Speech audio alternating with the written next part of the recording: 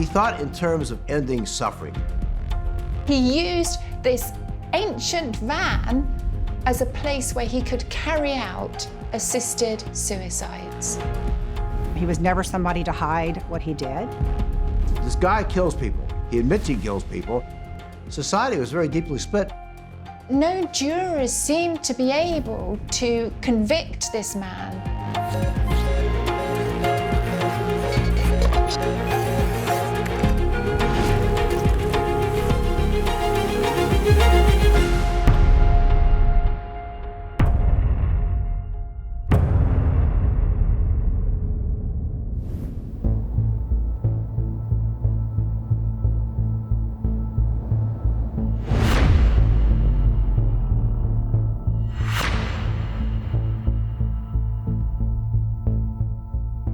To broadcast somebody dying on national television sent America into shock.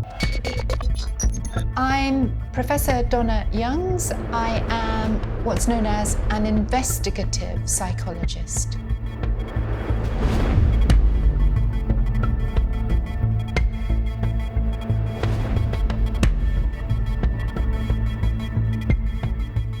There were a lot of people that were in dismay about this whole process, the euthanasia of Thomas Yauch.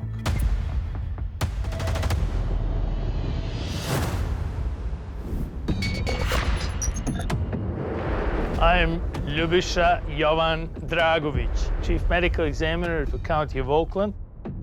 Viewers saw the whole mechanism of infusion of this cocktail of chemicals, cocktail of poisons, essentially, is equivalent to state execution. The video showed Kevorkian. He had a hypodermic needle, if I remember, that showed him injecting Yauch. First was something to put him to sleep, then something to stop his heart. And it's sort of, as he's losing it, Kevorkian says something like, "Sleepy, Tom?" And it sounds sort of ghoulish.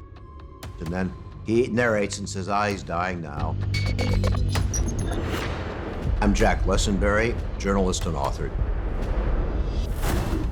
I covered much of the Kevorkian cases beginning in 1993 for the New York Times and the Boston Globe. The videotape was shown on television, and it appalled a lot of people. What I remember about this tape is just people were horrified. There was a visceral reaction to witnessing the death on TV of someone. I'm Dr. Joni Johnston. I am a clinical and forensic psychologist and private investigator.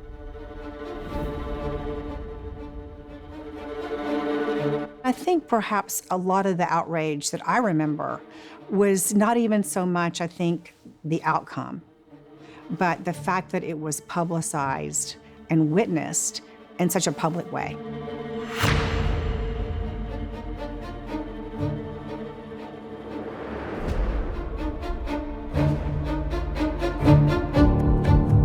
Thomas Yauch, he had enough physical capacity left to use the machine, but Kevorkian wanted him to agree to euthanasia. He did it, he videotaped himself doing it, and the tapes ended up on 60 minutes.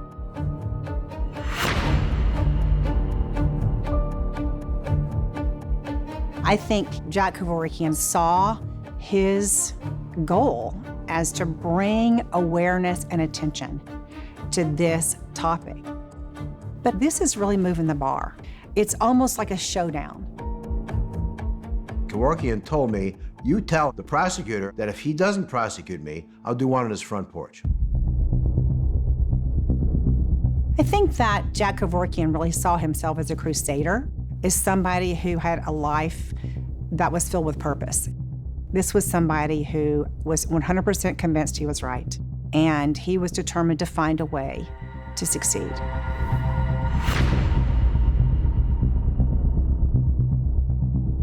He should have been evaluated by a panel of psychiatrists. It reveals to us somebody with a deep-seated psychological need for significance. He wanted to arouse controversy. The prosecutor really had no choice but to prosecute Kevorkian. Kevorkian wanted to be convicted.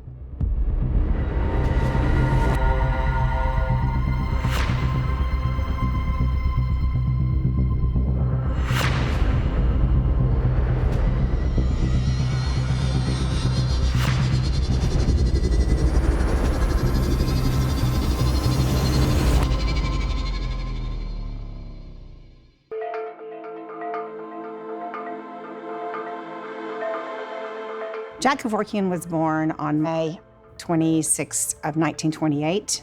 He was born to Louis Levon Kevorkian and his wife Satanig. They were Armenian immigrants. Kevorkian was born in an industrial city called Pontiac, Michigan, which is about 40 miles from Detroit. His father was a pipe fitter and a ditch digger, sort of a general laborer, maybe a little up from that in Pontiac. His mom, Satanig, was 15 when the Armenian Holocaust started, and so she was essentially a refugee. And she talked about that quite a bit when Jack was growing up, and it had a big influence on him. He had an older sister, Margot. He had a younger sister, and he was very close to his parents and to his siblings growing up. I think his family was a pretty ambitious family for their children. They really encouraged all three of them to do very well in school. I think that Jack Kevorkian probably was a child prodigy. He was recognized as somebody who was extremely bright. He was like a really brilliant, odd, weird kid. He would have been called a nerd in later days. One of his sisters told me that he had a puppy. He had a dog called Wooly, and Wooly was hit by a car when Kevorkian was, I think, 8 years old or so, maybe a little older, and it had an immense effect on him. And after that, he found it very difficult to really be emotionally invested in anybody. So he's very, very smart and sort of odd, and had a hard time making human attachments.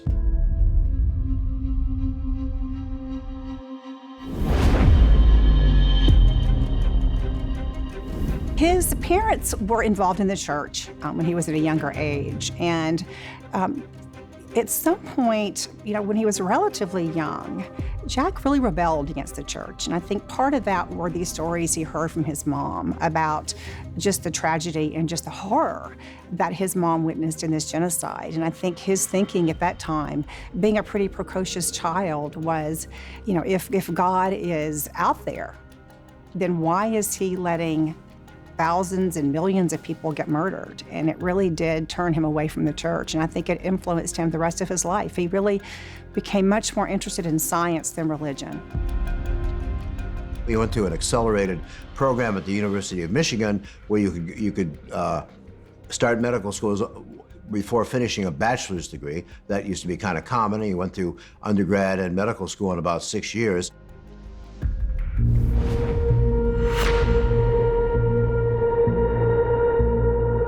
It was really during this residency that he became fascinated by this process of death. Jack Kevorkian began looking for ways that doctors can detect when somebody has died. What does that moment of death look like? And how is it different from when somebody's in a coma or when somebody is unconscious? And so he began visiting terminally ill patients, and he actually would photograph their eyes in an attempt to see if he could, through these photographs, really capture the moment that they went from either unconsciousness or coma to death. It was a topic, I think, that appealed to him because it was controversial, because it was not the kind of thing that people wanted to think about, wanted to talk about.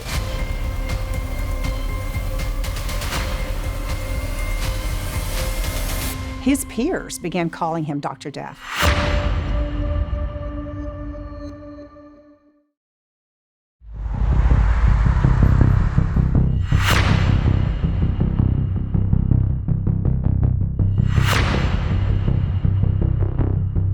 Kevorkian was, we always refer to him as a doctor, but it would be much more correct to call him a scientist.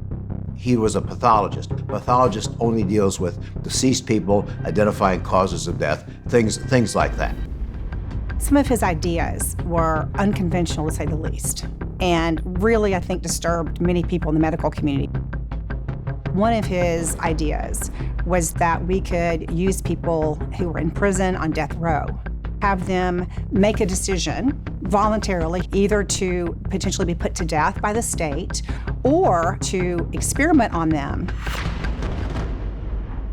There's no doubt that what Kevorkian was doing at this time, at this point in history, was at the vanguard, was revolutionary, was something that other people weren't doing.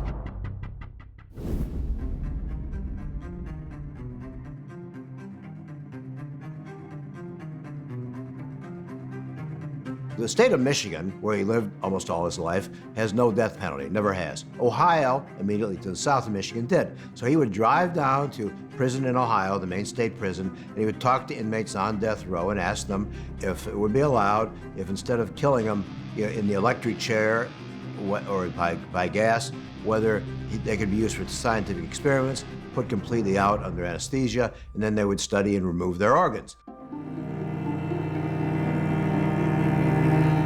So finally, he found a prisoner who was willing to do that because, as Kevorkian put it, to help society. Kevorkian went to the warden, and the warden was horrified and threw him out. It does require a certain level of detachment. And I think for many people, it would seem distasteful or just strange.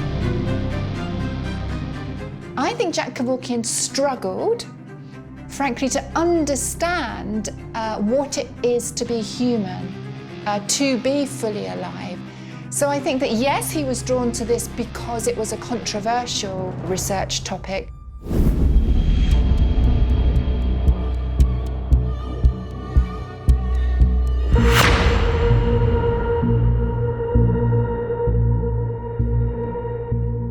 During World War II, Russians would use blood from soldiers freshly killed on the battlefield, and they would transfuse that blood in other people who needed blood. Kevorkian wanted to demonstrate this and to show that he wanted the Pentagon to use it for our army too. This notion that the blood of a fallen soldier could be just immediately used for another soldier was something that the Pentagon had a sort of visceral reaction against, and it wasn't approved by the Pentagon. But Kevorkian was not put off in any way and continued to carry out this research. And we know, in fact, he carried out some of the research on himself. They brought a young girl into the emergency room in the hospital where he worked who was brain dead from a car accident. And he transfused some of her blood into himself. What he didn't do was check to see if she was suffering from anything. The young woman, in fact, was suffering from hepatitis C, which at the time was often not curable.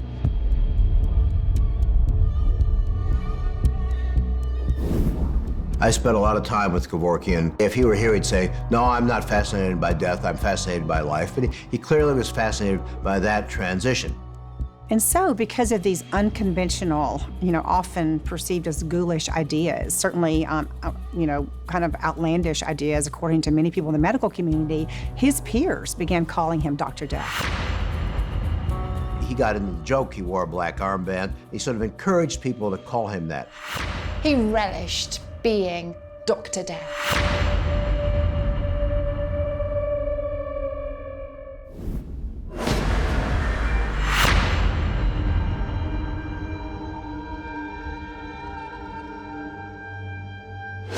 Kevorkian's ideas were taken to the Californian state government, but were rejected by that body. It's like a lot of Kevorkian's ideas. There was something you could think about, this might be worth doing, and a lot of zaniness and craziness.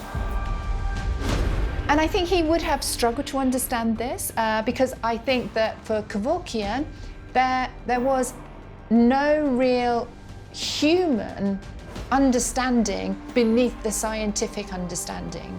For him, the ideas made sense, but he failed to embrace or fully understand the human component, what he was really dealing with.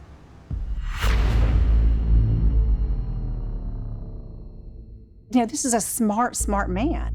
And I think he recognized what energized the media, what interested the media.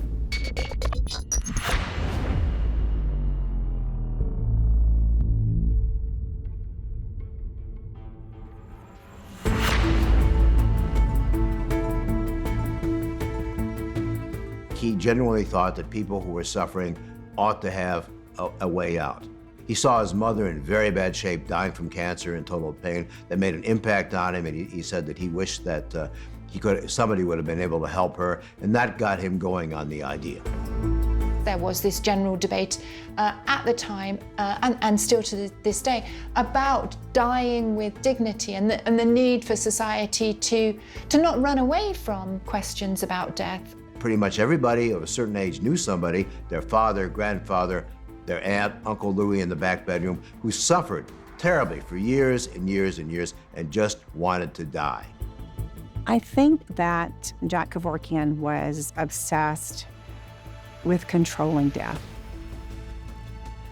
I think he wanted to understand it, but I also think he wanted to gain the upper hand over it and to feel like it didn't have to be something that a person had to give into.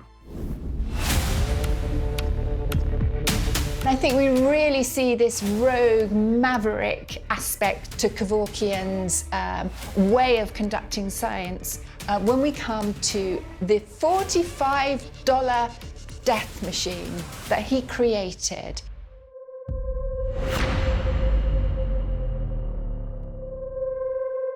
Kevorkian had seen a man on TV who had been an athlete. He was a swimmer. He had a swimming accident. He was paralyzed from the neck down, and he didn't want to live anymore. Kevorkian said someone should help him out.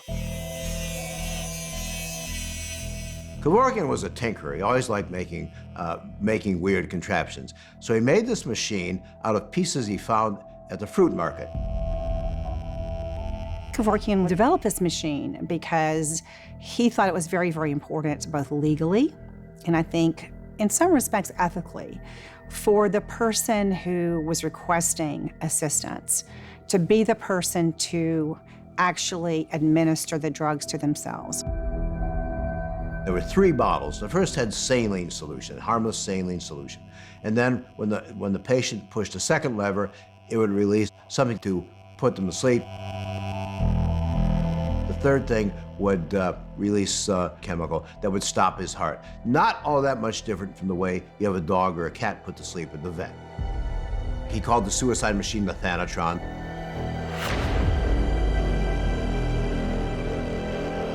He loved making up names.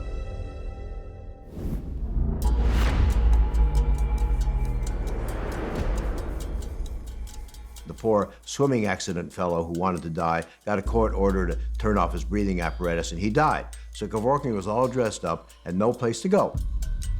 So he went to a local newspaper. They wrote a little story about it.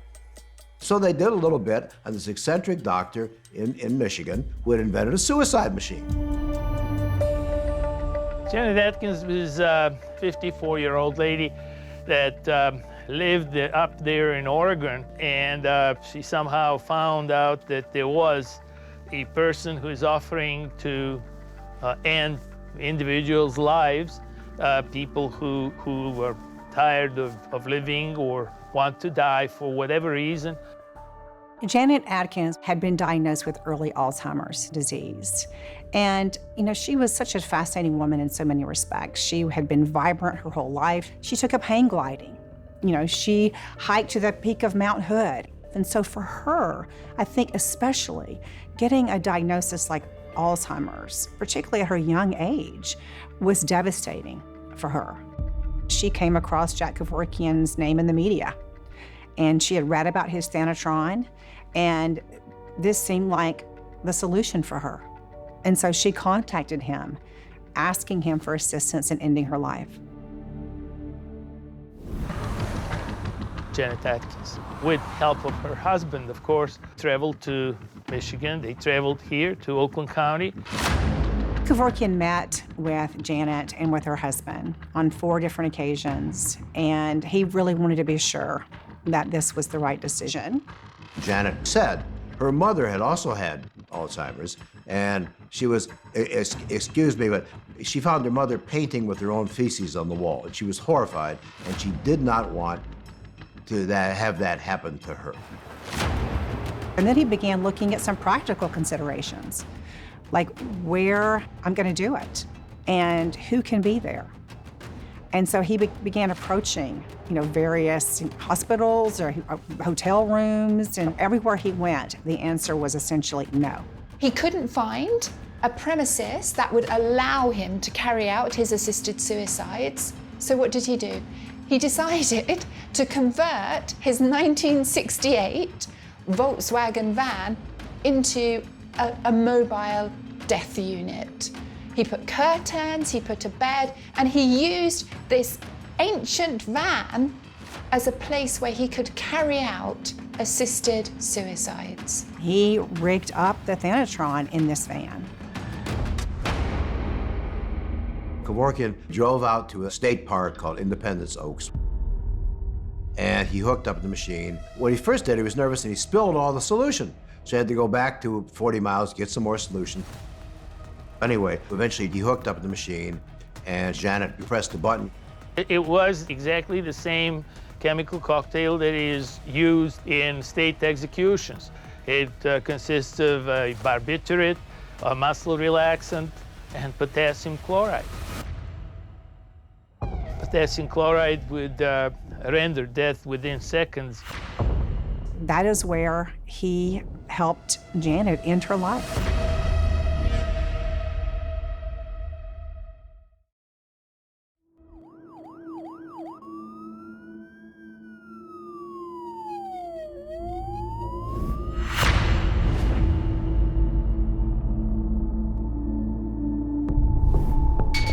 It shows somebody who feels he's on a crusade. He really feels that he's invincible, but he feels justified. There's a clear sense of superiority that he knows better than the collective authorities who are making the decisions about his science. He believes he knows better, and nothing and nobody will stop this crusade.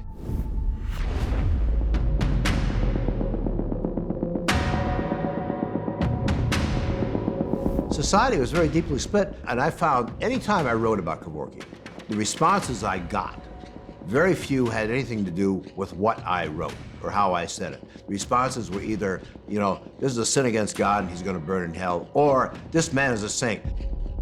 A physician I knew who knew Kevorkian and liked him, he treated Kevorkian as a family doctor. He said, "I've done far more than Kevorkian. You just give them a little more morphine, you step on their oxygen tube, and you help them out. You just don't say anything about it."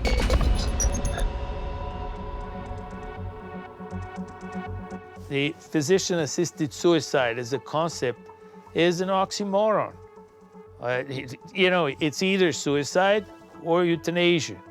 And let's call it what it is and be responsible about that. In medicine, the primary tenet of medicine is first do no harm. The state of Michigan was incensed by hearing about Janet Atkins, and they charged Jack Kevorkian with murder in this case.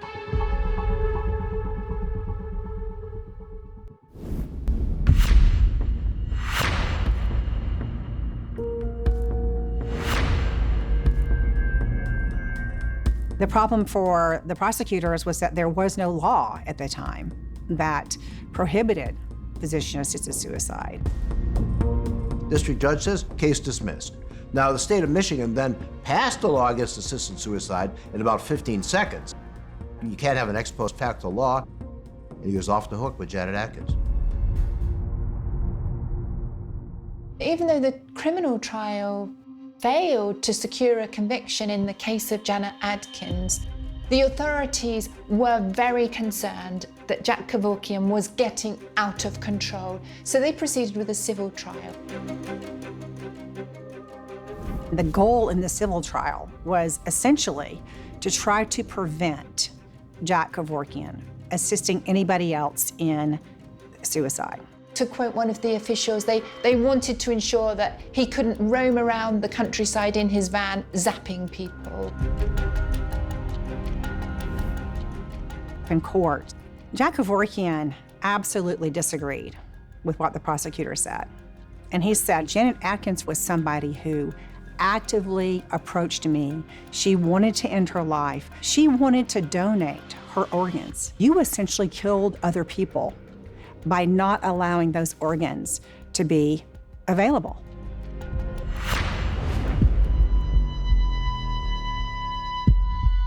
Well, I believe that Janet Atkins was subjected to euthanasia, and by definition, euthanasia is in the realm of homicide.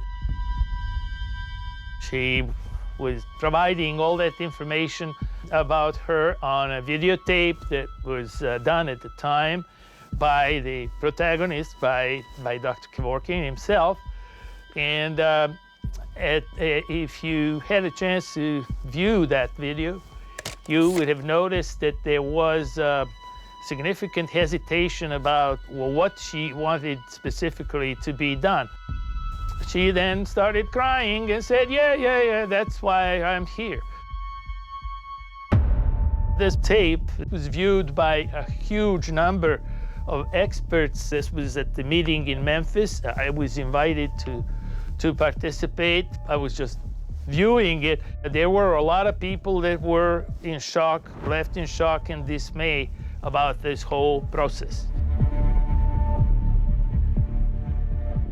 But nonetheless, Kevorkian proceeded to assist in her death. The authorities seized the so-called suicide machine, and that was never used again.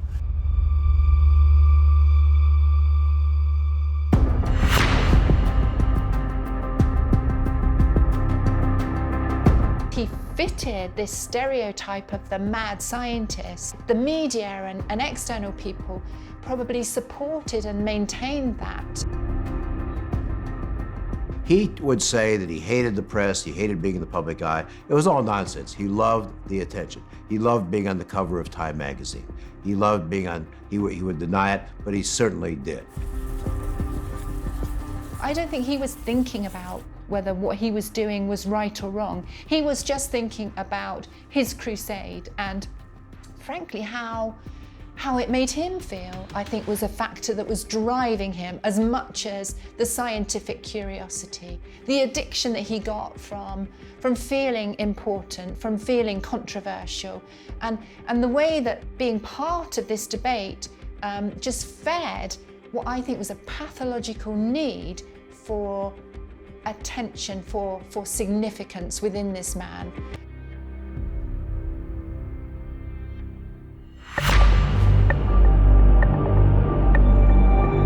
The cases continued. We had Sherry Miller suffering from multiple sclerosis who approached Kevorkian. Very nice young woman, early 40s, who had MS and was humiliated. She was gradually losing function. She was humiliated. Her own father had to put her on the toilet, and she just didn't want to live. And we had the case of Marjorie Wantz, who suffered from severe pelvic pain and went to Kevorkian and asked him to assist in her death. There were multiple gynecological procedures to alleviate that pelvic pain, and it never worked apparently, and she decided that she was tired of that. She sought assistance by Dr. Kevorkian because of the publicity that ensued from the original case from Janet Atkins. Kevorkian said something that I think gets too little attention. Kevorkian said, if you're terminally ill, you know you've got an end date. In 6 months or whatever, you won't be here. What if you have a person who's in case of intractable suffering? He thought they should have, in fact, even more grounds to end their lives than somebody who was terminally ill.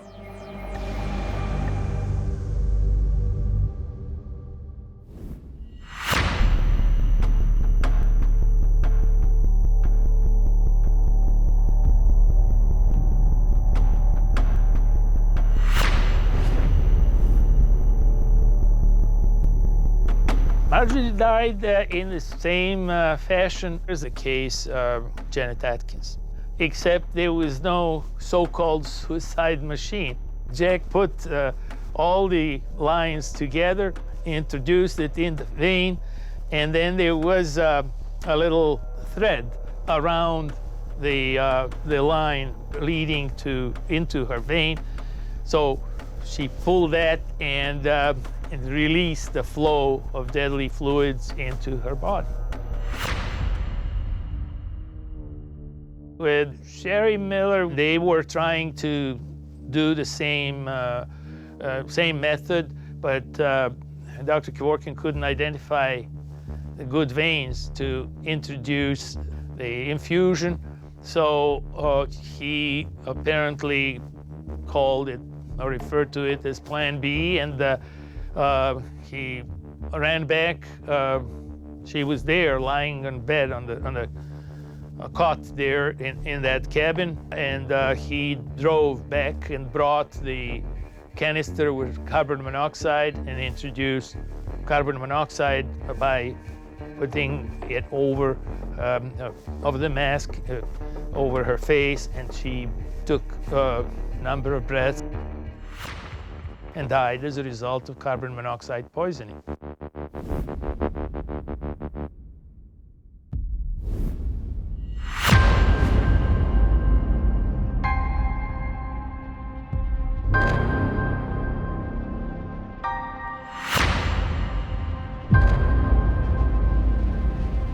And what that meant, when his license was suspended, he could no longer legally buy the chemicals needed to perform these assisted suicides.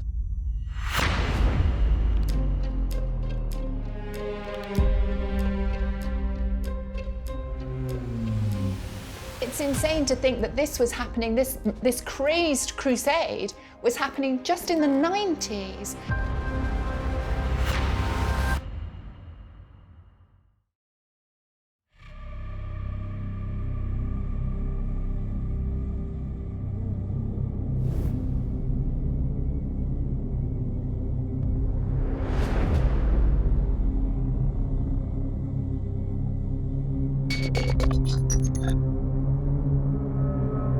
The majority of people approved of this. They wanted this available to people. There was even a band formed called the suicide machines. Jack Kevorkian was getting so much appreciation and support from families that he had helped. He was getting letters from desperate patients and their families. I think that he very, very much relied on that feedback, and that was his focus. Whatever you think of Kevorkian, his fame and his popularity and what he did responded to a need in society. Referring to these unfortunate people as patients is not fair, because he didn't treat them. He rendered them dead. Looking back and analyzing from the numbers, overall numbers, at least in our experience in Oakland County, only about 12 out of 72 individuals would qualify to have been terminally ill.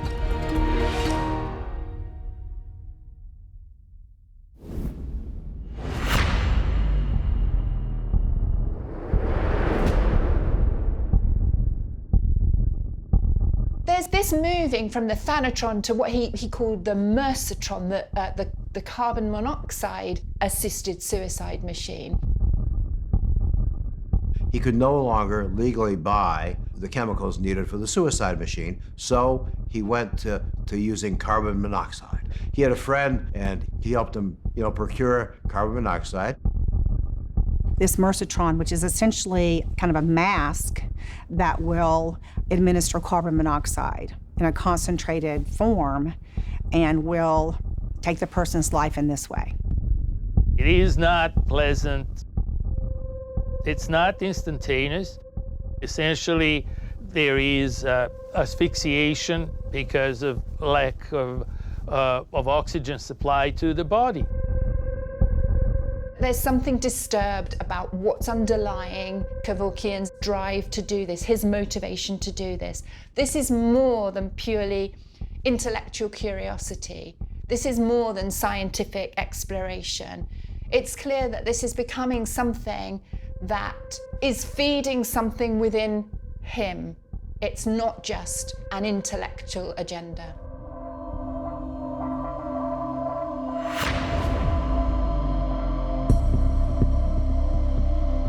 What we know is that although Kevorkian faced 5 different trials that in 3 of them he was acquitted, in 1 it was a mistrial. You would hear people say, wait a minute, this guy kills people. He admits he kills people, and this lawyer gets him acquitted. That's the lawyer I want.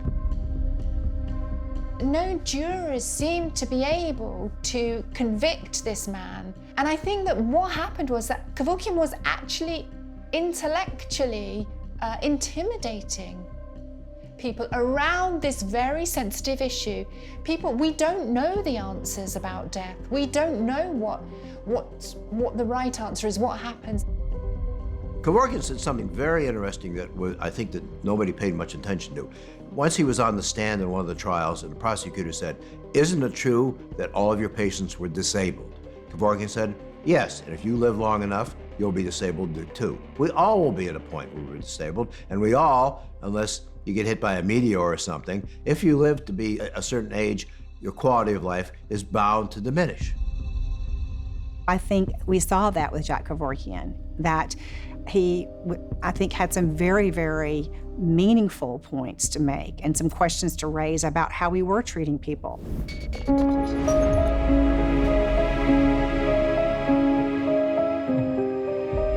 If somebody shows up in court, dressed like Thomas Jefferson or with a wig or with, I think he was in, like, what do you call those things, the shackles or whatever, the stockade kind of things.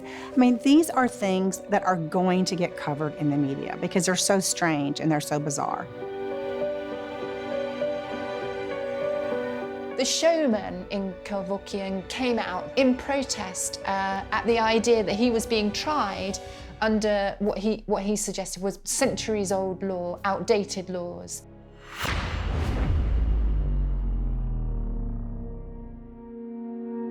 Kevorkian had a self-destructive component. I'm convinced of that. He also thought it was time to ratchet it up from assisted suicide to euthanasia. Thomas Yauch was a 52-year-old former accountant who had been diagnosed with ALS, or Lou Gehrig's disease, and that is such a difficult disease for people to get. And it's 100% fatal at this point, and the progression can be very quick and it can be very, very grim. It's pretty common for people to suffocate or to choke to death trying to swallow. And this was a huge fear of Mr. Yauch. The video was broadcast to shocked audiences on the huge American program 60 Minutes. Crucially, it was a video that showed Kevorkian himself administering the fatal injections. And at the same time, Dr. Kevorkian was laughing, implementing the potassium chloride. I think that the reaction throughout the world was that everybody was aghast.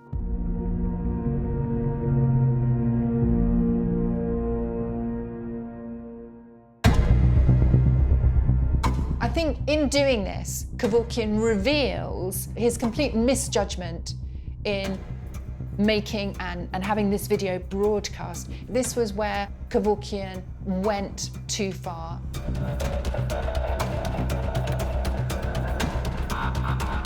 The end game was it put pressure on the prosecutor to bring charges, and so Kevorkian was eventually charged with murder in this case.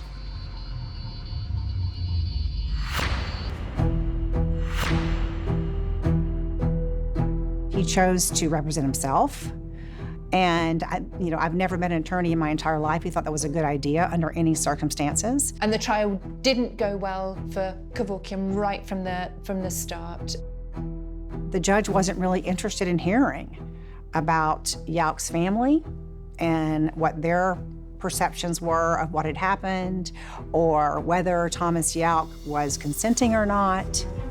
And not being able to provide any testimony of Thomas Yauch's desire to end his life, the jury was able finally to convict Kevorkian of second-degree murder. And I think that in his heart, I think he expected to be exonerated and not convicted in the situation.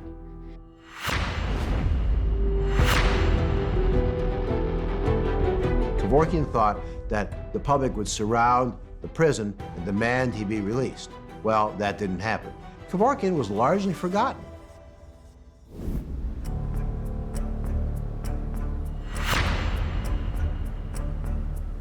Jack Kevorkian was released early on good behavior after spending 8 years behind bars.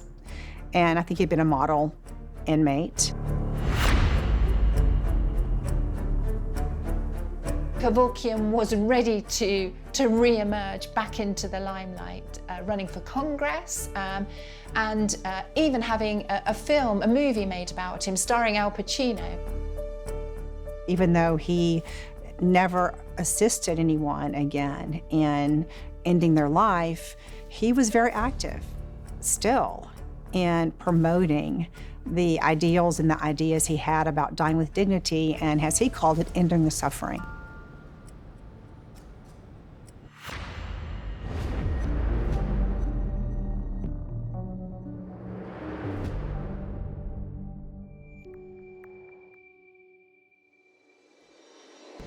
I think that Dr. Kevorkian left a very interesting legacy for all of us. And, you know, depending on how you feel about certain things, you may think it's a negative or a positive one. Kevorkian made all of us think, sooner or later, I'm going to be in that position, my mom's going to be in that position, my wife's going to be in that position. I want to have options. And I think that was his general message. You had people at their most vulnerable going to him, assuming, as we assume with doctors, that they have their best interests at heart.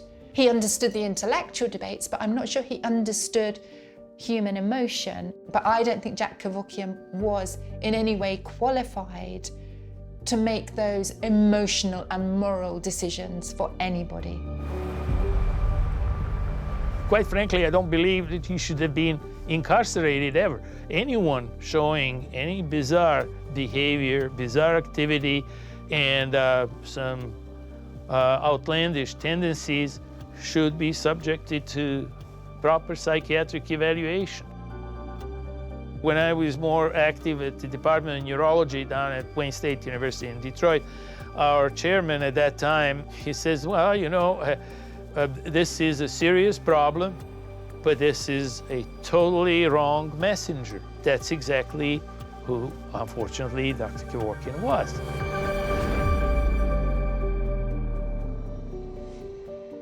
You have to realize, whatever you think of Kevorkian, Dr. Kevorkian was a catalyst.